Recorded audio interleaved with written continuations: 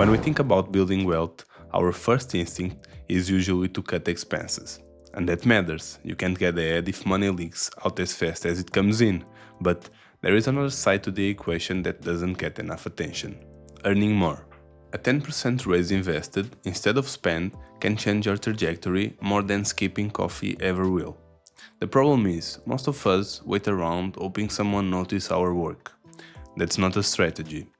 In this episode, I will show you how to increase your income from your current job, how to build skills that make you worth more, and how to create extra income on the side without burning yourself out.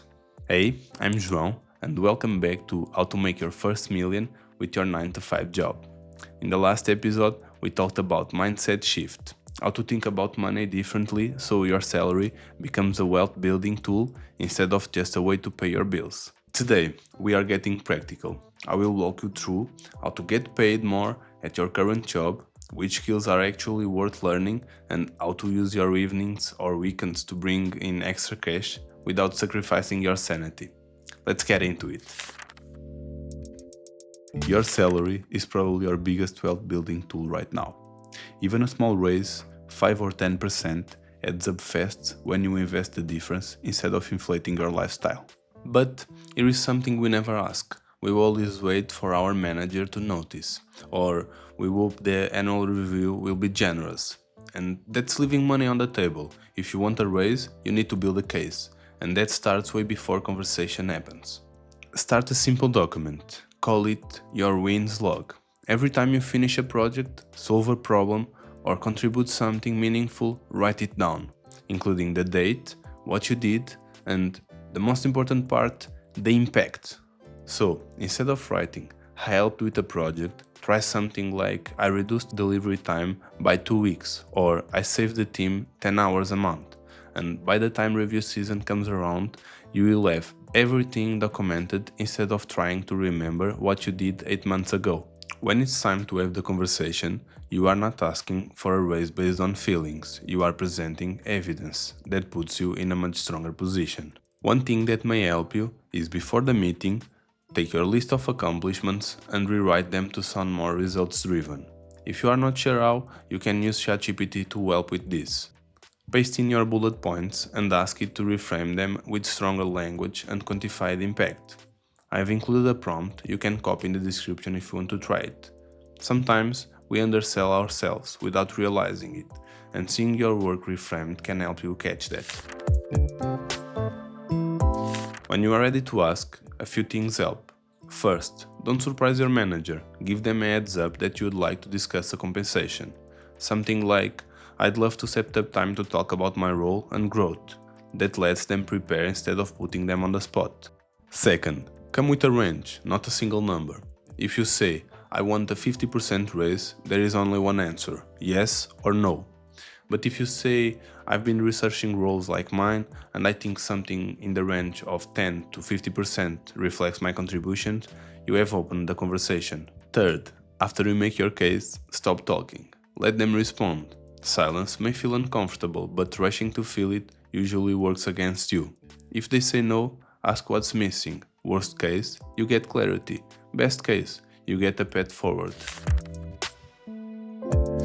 Raises are great, but there is a ceiling to what you can negotiate in any single role. If you want to keep increasing your income over time, you need to become more valuable. And that means building skills the market rewards. This doesn't mean going back to school or getting another degree. Today, you can learn almost anything online, often for free or cheap. The question is, which skills actually move the needle? Look at job postings 1 or 2 levels above where you are now. What do they ask for that you don't have yet? That tells you where to focus. It might be project management, public speaking, or a specific software tool. Pick one skill at a time. Don't try to learn 5 things at once. You will finish none of them. Spend a few weeks going deep on one thing, practice it in real situations, then move to the next one. And if you are learning something technical, like basic coding, you can use AI to speed up things. Ask ChatGPT to explain concepts step by step, give you practice problems, or check your work. It's not a shortcut, but it saves you a lot of time. The faster you build valuable skills, the faster you qualify for better paying roles, whether at your current company or somewhere else. While you are working on your main job, you can also use evenings or weekends to bring in extra cash. This isn't about building a startup or working 80 hours a week. It's about creating a little extra fuel for investing. Even an extra $200 or $300 a month invested consistently can take years off your timeline to financial independence. The key is to pick something sustainable. If you are already drained from your 9 to 5, adding a second job that exhausts you isn't the answer. You will burn out and quit within a few months. Start with something you already know. If you can write, there is freelance writing. If you can design, there is freelance design. This don't require building an audience or learning a completely new trade. You are just packaging skills you already have. If you don't have a specific skill to sell, it's fine. You have delivery apps, task-based gigs, reselling items online. The money is smaller, but it's real and it adds up. One rule I'd suggest: decide in advance where that money goes. If side income just blends into your regular spendings, you won't notice the difference. But if every dollar from your side hustle goes straight into your investments, you will actually see the progress over time. Here is something to keep in mind. The goal of earning more isn't to have more money to spend. It's to have more money to invest. If you get a raise and your lifestyle expands to match it, you are running in place. If you start a side hustle but spend everything you make, you have just added stress without moving forward. The formula from episode 1 still applies. Freeze your lifestyle for a season and invest the extra income. That's how earning more actually speeds up wealth building instead of just making you busier. It won't feel exciting at first.